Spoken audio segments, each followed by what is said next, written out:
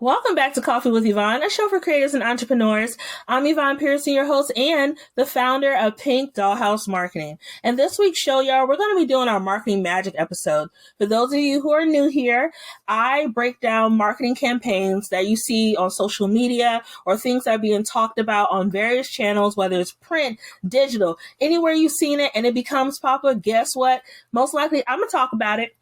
I'm going to talk about it. And this week on the show, we're going to talk about Kendrick Lamar and his groundbreaking performance at the Super Bowl. And we're also going to cover the LipBar and their groundbreaking beauty series that they have launched for Black History Month. And then finally, we're going to talk about Supreme Models, the documentary created by Vogue that was on YouTube that is now available on Netflix. So grab your coffee and let's chat. Okay, first up, Kendrick Lamar, aka K-Dot, aka Kung Fu Kenny, makes history at the Super Bowl. And for those of y'all who pulled up, did you pull up on time? Because I did. I was not missing that performance for nothing at all. And I'm glad I did pull up on time because there were so many things in that performance that went over a lot of people's heads. And that's part of what we're going to discuss today for our marketing magic. So I pulled this article from Rolling Stone. Rolling Stone did a really great, insightful piece about the symbolism for that performance. From Rolling Stone, Kendrick Lamar packed the whole halftime show with all-star cameos, political undertones, and choreographed moves that not everyone watching picked up on. In my personal opinion, people kind of miss the fact that Kendrick Lamar is not just a regular rapper. He is actually a Pulitzer Prize winning rapper who is respected across the board for the way that he thinks about his craft of rap and ties in poetic influences and things like that, as well as, history, mental health, all the things. If you want to see my brief deep dive of Kendrick Lamar's road to the Super Bowl, go ahead and check out my video on social media. And you can even find it on my YouTube channel in 2 parts because, length of the video under shorts. When we talk about the symbolism, we're going to touch on just a few high level things. The American flag, Samuel L. Jackson as Uncle Sam, and then the last piece, that game controller that everyone is talking about right now. And if you see me looking down at my screen, for those of you who are not new here, but welcoming new people into the room, hi! I bring notes to the conversation to make sure the information I'm sharing with you is not only my opinion, but also opinions that are shared from other reliable sources like the news articles I pull in for our discussion. Okay, first up. So for symbolism of Black bodies as the American flag. This did go over a lot of people's heads, and it's okay because sometimes the message isn't for you, it's for the audience it's intended for. But the Black bodies forming the American flag can represent our ancestors and Black Americans being the thread of American history. If you notice in that one shot that keeps being shared on the social channels, the dancers were connected by touching each other on the back. Then, if you notice, there was space in between the actual dancers. This space could represent us being connected, but still holes in the telling of American history and our contributions. Also, there's a big discussion right now about erasure in terms of Black history. With things like critical race theory being used as a buzzword to show that, people shouldn't be learning about certain things concerning Black American history and things like that, and our journey across the diaspora. There's a lot of erasure and retelling that narrative. And Black Americans understanding the importance of knowing our history before someone else tells us what our history is part of why that erasure is so impactful for us, because we understand what our contributions are and just want to be recognized for it. Nothing big, nothing to make a big scene about, but we are just as American as everyone else who has been part of the American dream narrative. Then, looking at Uncle Sam, this was played by Samuel L. Jackson. Samuel L. Jackson, Snakes on the Plane, Marvel, Samuel L. Jackson, Samuel L. Jackson, Uncle Sam. Anyway, Samuel Jackson started out Kendrick Lamar's performance in a star-spangled suit. Now, why is this so important? Uncle Sam, the original, I want you, Uncle Sam guy, is usually a symbolism of America in terms of strength and, American culture. He's used a lot in so many different things to represent a visual aspect of the country outside the traditional one like the eagle. So, Uncle Sam, played by Samuel L. Jackson, he introduced the Great American Game. Now, for those who are unfamiliar, in African American culture, there's always this saying that you're playing a game. You're playing a game for survival. You're playing a game to figure out how to make the best move for you to get ahead as much as you can in this country. And this is me being fully transparent with you, audience. So I'm not trying to divide any of us. I'm just sharing based on my experience what this Great American Game can represent. And also it represents a continuous struggle between being Black and being American. Because quiet as it's kept, it is something that we do struggle with. Do we go first with our identity and our culture, or do we identify fully as being American and lean into that? Now, that being said, unfortunately, for many of us, even though we are Black Americans, we have not been included in that narrative in terms of upward mobility, or, broken promises that were given to us as a country, like 40 acres and a mule, not being considered full human, being considered 3/4 of a human during the days of slavery, being kept out of communities due to redlining, unable to vote for our communities, being threatened in terms of voting when we tried to exercise our right. Seeing our communities burned down, being pushed out of jobs, being pushed out of things because of the color of our skin and not the content of our character. Because that's a quote that people love to throw around all the time. But have we yet reached that yet? Not really. But getting back to what I was saying before, with Uncle Sam, he represented that. It's a constant, struggle with Black Americans trying to figure out where we fit in a country that never fully wanted us to be here in the first place, other than to serve as labor.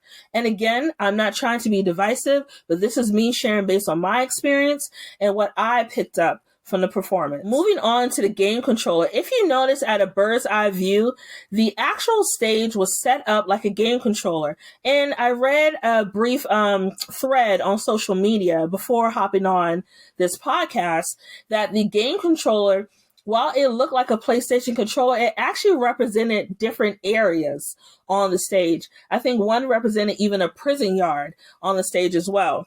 And that, to me, the key takeaway I took is playing the game but never actually winning. Going back to that whole thing with the struggle being Black and being American. And thinking about the key takeaways from marketing for the performance, I enjoy how Kendrick Lamar uses his art of storytelling as a tool. Also, he understood and understands camera placement, the use of color, and isolation. There was even a thread on social media that talked about at a bird's eye view that the dancers spelled out in Braille, Compton. Who thinks of that? The way he tells his story makes sure that people can see themselves if they choose to. That's important. If they choose to, in the message that he is sharing. And then finally, because this is causing so much discourse on social media, I think a lot of times that is the goal of art, to be thoughtful and strategic in creativity. It's meant to disrupt conversations if it's done right. It's meant to make people question what they know or what they think they know. And while, again, some people may not get it, it may not be meant for you to actually get, but at least respect the art. Okay. Moving on to the LipBar, one of my favorite Black girl-owned brands, by the way. Also, if you haven't had a chance to try Good Karma. That's a good color. I got my color last week. Sure did. I put it on expeditiously. I did the LipBar Good Karma, and then for my liner, I used Juvia's Place. Juvia's Place is one of my absolute favorites, not to get off topic, but Coffee Bean and Scorpio, I believe, are my two favorite lip liners from Juvia's Place. And then from the LipBar, I love Good Karma, and I also love Rich Auntie. But anyway, that's not why we're here. We are here to talk about the LipBar's launching of a new digital docu-series that celebrates Black beauty. And I pulled this directly from the LipBar's website. The LipBar is quoted on their website of saying, this Black History Month, we're not just celebrating Black beauty, we're reclaiming our narrative. We're honoring the innovators who shape beauty trends for generations. We're celebrating every shade, every texture, and every expression of Black beauty because our beauty isn't a trend. It's timeless. And if you're unfamiliar with the LipBar, let's take a step back. The LipBar, one of the founders, Melissa Butler, tends to be the face of the brand. You see her a lot of times on the social media. You see her with the opening of their store in Detroit or when they're launching a new product or, just talking to the girlies about all the things because she's good at that. But what I love about Melissa is whenever she delivers a message, it comes across as authentic, rooted in thought, purpose, and goals of uplifting the Black community and women in the beauty space. So this digital series, which I believe it is 3 different episodes that you can find on their landing page under Black History Month, and you can also find it on their YouTube channel. But the series, again, addresses myths related to Black women in beauty. Things like red lipstick. For a lot of us, especially those of us who are darker skin tones, sometimes it was a struggle because you were told that you couldn't wear certain colors because of your skin tone, right?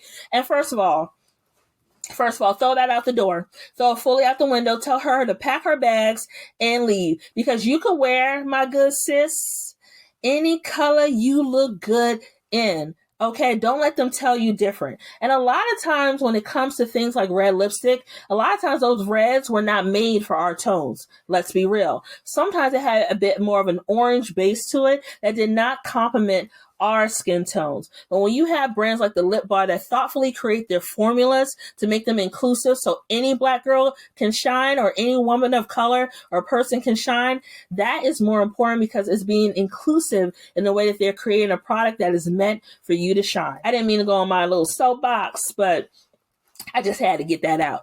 Anyway, so it addresses our relationship with red lipstick, beauty treatments like, Botox and fillers, because tell the truth, shame the devil.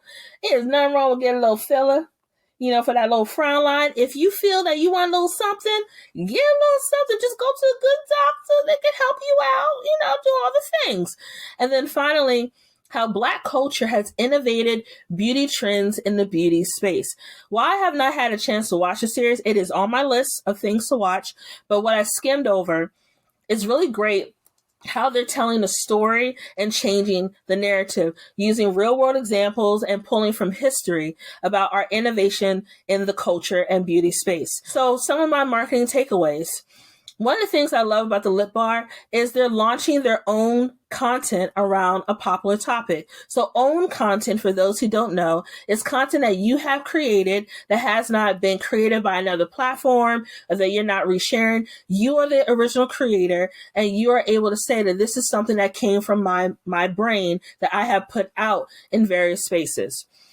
Also, they're launching this around a popular topic, which is beauty. Beauty is a multi-billion-dollar industry that continues to trend across channels as innovations and new players in the space have emerged. And then more importantly, the time frame. Let's think about that. It is Black History Month.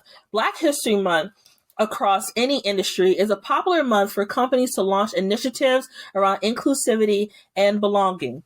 Then one of the things I mentioned before about Melissa Butler, they're leveraging their founder as the face of the content to help bring power behind the message. And then finally, by using the content to dispel stereotypes and create empowerment through their products, they're also bringing potentially new customers to their storefront, whether it's physical store in Detroit or their digital storefront through their website online. Don't forget, again, the content is available on the LipBar's website under Black History Month and their YouTube page. Okay, last but not least, and I brought an example for this one.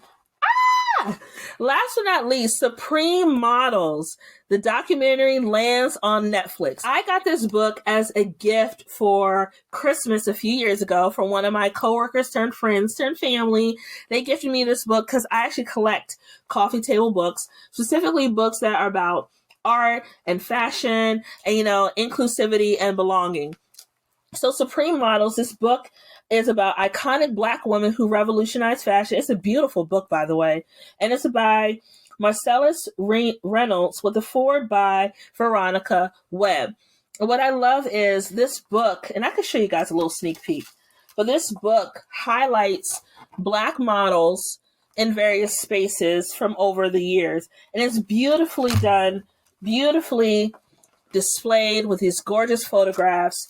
And for those who don't have the book, the docu-series on YouTube is now, like I mentioned, on Netflix. So I pulled this article from Vogue.com, and it was written a few years ago during the time of the pandemic. So the 6-part series is an adaptation of Reynolds' best-selling book, Supermodels, Iconic Black Women Who Revolutionized Fashion, which includes and celebrates these figures through essays, interviews, and photos. The series is rich with personal conversations and testimonials from enduring trailblazers like Yvonne, Bethan Hardison, Pat Cleveland, Joan Smalls, and more. And when they say and more, it's more. All the girl is pulled up for this one, okay? Fashion industry icons and talent also make appearances, including Anna Wintour, Edward Enifo, Zendaya, Oliver Roasting, and Zach Posen. The key takeaways from a marketing perspective, there were so many gems. I watched the docuseries in almost one sitting because it's a 6-part, roughly 30-ish minutes per episode. But I love how the docuseries showed how the Black model has always impacted and advocated for others in the space. Also, it talked about, too, the lack of inclusion with things like makeup and hair that inspired models like Iman and Tyra Banks to expand their brand or develop their own line.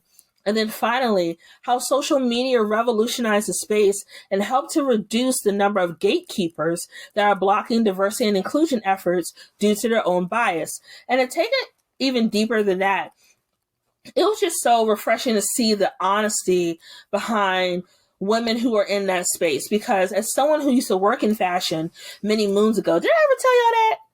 I didn't. I used to work in fashion many moons ago, but it was early on in my career. So when I graduated from college in 2009, I had a hard time finding a job, and I really wanted to work in fashion marketing. Well, the second career I wanted to explore was to be a buyer. Side story, I almost did become a buyer. I got into TJ Maxx's buying program, but I would have had to move, I think, to like Burlington, Massachusetts or something like that. And where was that money coming from? Because I didn't have it. Anyway, when I was working full time at Bloomingdale's, on my days off, I would travel back and forth between the DC area and New York. And when I did that, I would work different shows. Like I've worked shows behind the scenes for like Tibby. I would also help with like dressing behind the scenes for runway shows, or serving as like a, fashion assistant, like checking lists and that kind of stuff. Go for work, essentially. What you see on The Devil Wears Prada is true. It's true. And I was hungry all the time too, y'all, because tell the truth, shame the devil, I was broke. And I did not tell my mama how broke I was, but let's just say this. Me and the mega bus went together real bad, okay? I was standing outside on them random corners, and this was before an app, for real, y'all. This is before you had the app where it was like, the nice little signs and everything. No, mega bus pulled up to a random parking lot in DC, and you were either there to get on that bus or you missed your bus, and that was it. Thinking about it from an industry perspective, a lot of times in the fashion space, if you were not someone who came from an area of connections in which you were able to like work for free, or were able to like land a really great job making pretty much peanuts on the dollar, but still able to survive, it was very hard to get in to those areas. So I found myself very frustrated a lot of times. I was told different things, like, me needing to lose more weight. And at that time, I was a size roughly 10, 12 in my 20s.